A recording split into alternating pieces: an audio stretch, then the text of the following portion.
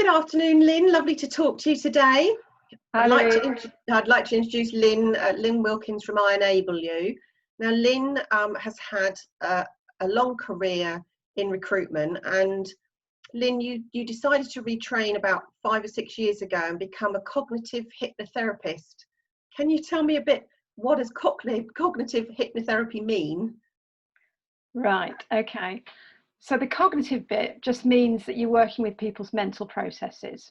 And I suppose the difference would be, if you go and see most hypnotherapists, they will have a script for whatever problem that you've gone to them with. The work that I do is a lot more than hypnotherapy. So some sessions we may not even do hypnotherapy. There are lots of different techniques that I use that are combined. So if I see somebody, it's all about finding out how your mind has created the problem that you come to me for. How has your mind created that for you? Because most people aren't born with the problems that they've got. It's something they've learned. So how are your mental processes working? So that's the cognitive bit.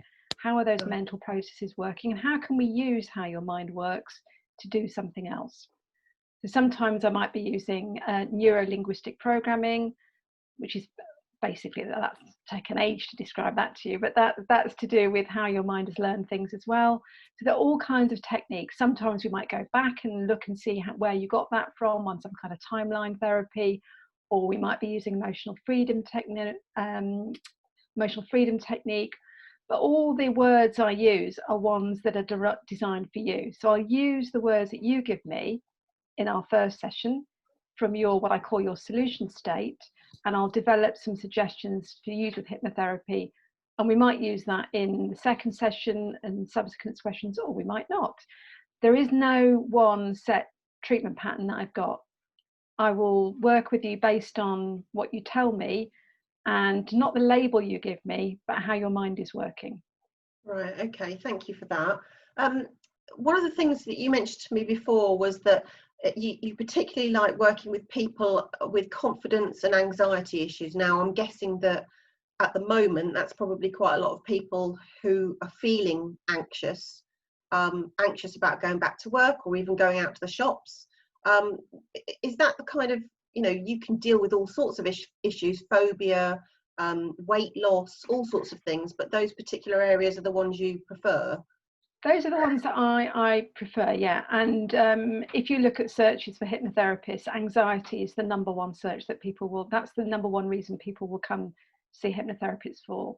And I think confidence is something that is so fundamental to how we feel. If you don't feel confident, it can ruin lots of different situations that you're in, and then you might have anxiety on top of that. So I really enjoy dealing with those issues myself. I used to have terrible presentation anxiety myself. I would do anything to avoid it.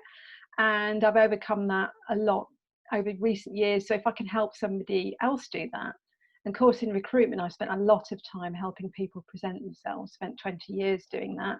So I love helping people do that. And if you can, I've helped people get jobs just by helping them to breathe, so they can calm their anxiety down. There's one guy, we literally did one session. He had a speech problem and he couldn't get his words out. We did one session, he got a job at the next interview. So I can't always promise that kind of success rate, but those are the kinds of things that make the difference to people, really. Yeah, absolutely. And one thing that is an issue to one person isn't an issue to others. And I guess that when people come to see you, all sorts of things come up. Now, I'm going to be very honest and open here. Lynne and I actually spent some time a few years ago, and I had a number of sessions with you, Lynne. And for me, it was for weight loss, and it just really helped focus my mind, and and things that we went through in terms of where you took me and reflecting and where I would like to see myself in the future is actually something that I still use today. So you recorded a session for me, and I still listen to that, just to reflect and remind myself, where I need to be, because it's quite difficult. People, just go along with their daily lives, don't they? Well, we do, and that's the thing, when we're talking about hypnosis, everybody hypnotizes themselves every day. We all have a state of that we're in the kind of automatic pilot. So I'm really making use of our ability to do that by ourselves, but to direct it in a way that is more helpful. So that's, I mean, it's fantastic. I don't need you to be an amazing, deep, zoned out. So it's not stage hypnosis. It's just a different kind of awareness of giving yourself different possibilities and going along with that learning rather than the learning that you've had up to now, which comes from all sorts of places. We learn all sorts of good things, but a lot of rubbish as well. And which can be, our minds are so plastic that a lot can be reframed. A lot of our eating habits don't come from eating, they're emotional eating, and it's stuff we learned. You know, why are we eating that? You know, you'll go on automatic pilot sometimes to get a cup of tea, and the first thing is, oh, I open the cupboard and get a biscuit. Why have we done that? Why have we done that? And it's just I remember my drawer. Do you remember my drawer? Yes, I remember your drawer. You know, I still got the drawer, but I don't go in it very often now. That's good. But we replaced it with something else, didn't we? You know, so there are lots of different ways of approaching things like that. So you know, it's basically reprogramming what you've learned. So in terms of before lockdown, you've got offices in Stevenage and London as well. Is that right? Yes, yeah. And so I see clients. I see face clients to face. Yeah, so at the moment I'm seeing, not allowed to see people face to face, so I'm seeing people online, which has worked surprisingly well. It's a different kind of intimacy, which is quite nice. But I normally see people in Stevenage, or I've got 2 or 3 different places I use in London on an ad hoc basis. I've got a regular base I use in Clerkenwell, which is near the city, but also in the city, right near Bank. And I've got another room I've used in near Covent Garden. So I've worked in London nearly all my life, so I don't want to work there all the time anymore, but I like the energy of London. I like going down to London to see clients, and they're very different, more city people usually. So I really like the mix, enjoy that.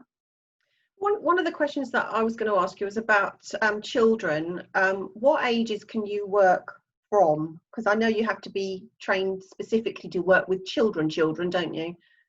I don't think it's about specific training. I think it's what you're comfortable with and what you're allowed to do with your insurance and if you've got I can't remember the name of them now, the thing that you get, it's not Criminal Records Bureau, but you know the thing.